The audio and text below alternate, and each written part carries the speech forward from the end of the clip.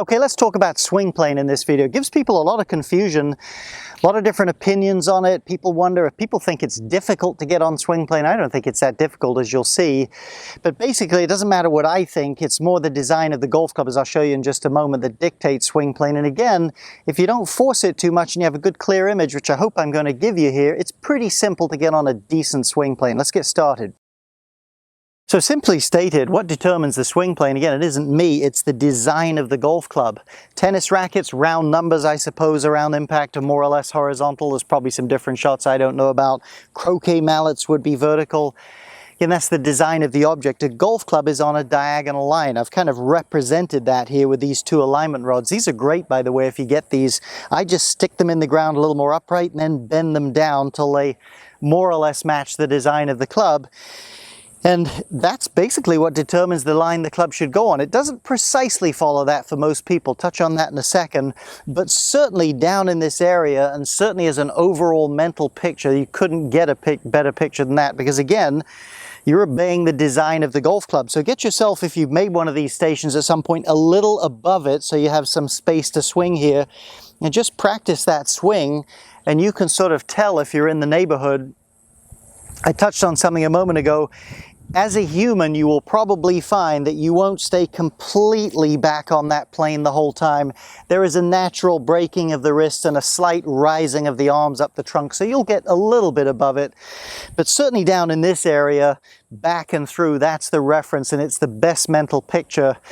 Here's the problem though, these two things, most of the time I've seen when I'm working with people in golf, once they learn a little bit about their plane, or maybe they see themselves on video for one of the first times, they don't like where the club is, they want to correct it, these are the things that get involved. Believe me, if you start placing the club or trying to stick it somewhere to get it on plane, even if your idea of plane is a good one, you will not be going down a good path. You have to let the club begin to react to your body, and you have to let everything just kind of flow into position, starting with the body. Let's look from this front angle. I'll show you that, and I'll show you a neat little drill from this view in just a moment. So now that you've got sort of a mental picture of the plane, and you can see because of the design of the golf club, it has some inward sort of dimension to it. So important though, that you feel that you begin the backswing with your body, with your core. We've got a lot more about that in the Master Series course at Scratch Golf Academy, but that's what should initiate, not the hands, as we said. And really the inward, the backward, if you like, dimension of the swing plane is really caused by the pivot. I like the image I was given a few years ago of if you had a big lawnmower you had to pull and you had to use these strong rib cage and back muscles.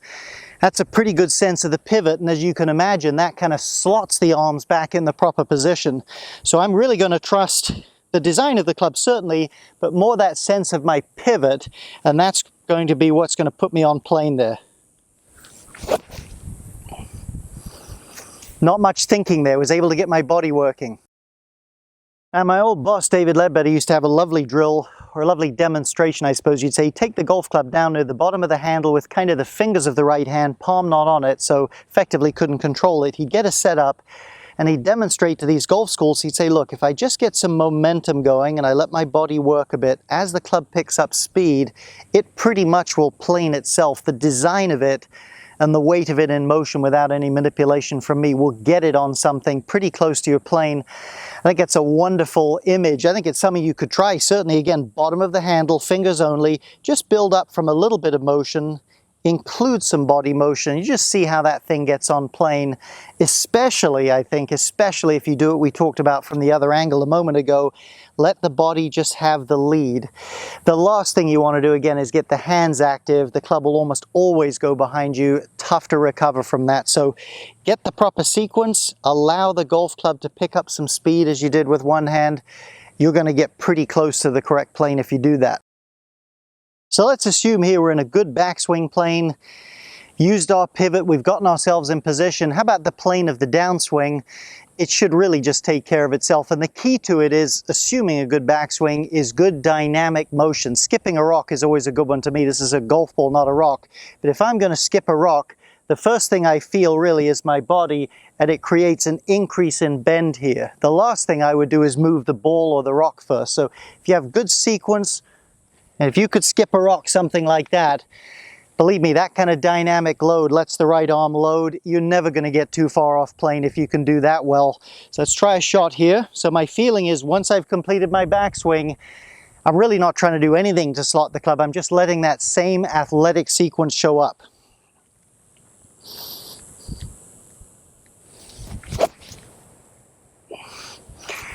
Pretty solid shot. I felt like I was reasonably patient there and got the club loaded. Let's check it from this angle again. So assuming a good backswing, assuming no manipulation of the golf club, if you have that nice dynamic start we were just talking about, as we said, the club is going to start to probably get a little shallower. You'll notice a baseball player gets a little shallower. This would be shallow just slightly, but it should be nothing you manipulate with your hands. The thing I see, once you get the backswing right, if people do that, the thing I see people do wrong the most is, again, they use these muscles specifically to try to create speed and thrust the club towards the golf ball. Never works out well. First off, it dissipates speed. You waste it too early in the downswing, but specifically relative to our swing plane fault, that to me is the catalyst, the excessive acceleration of the club that makes it come over the top. If you get in that good backswing plane and you let the golf club react to your body properly, you're going to be pretty safe with your plane. Let's try it here, see if we can get it to work.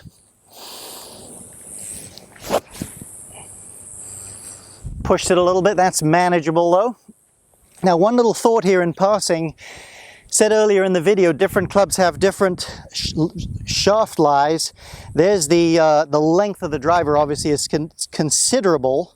The 7-iron, let me put it right there, would be a lot shorter, but it would be quite a bit more vertical as well. That's about both clubs laid flat. It's going to be a simple piece of advice. I wouldn't worry about it. To me, you're going to be about the same distance from your hands in any setup, maybe a fraction further in the driver.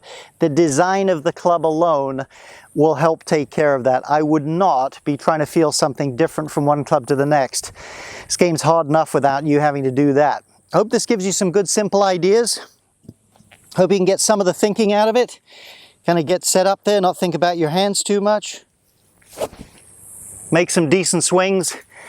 Good swing plane will help you keep the ball in play.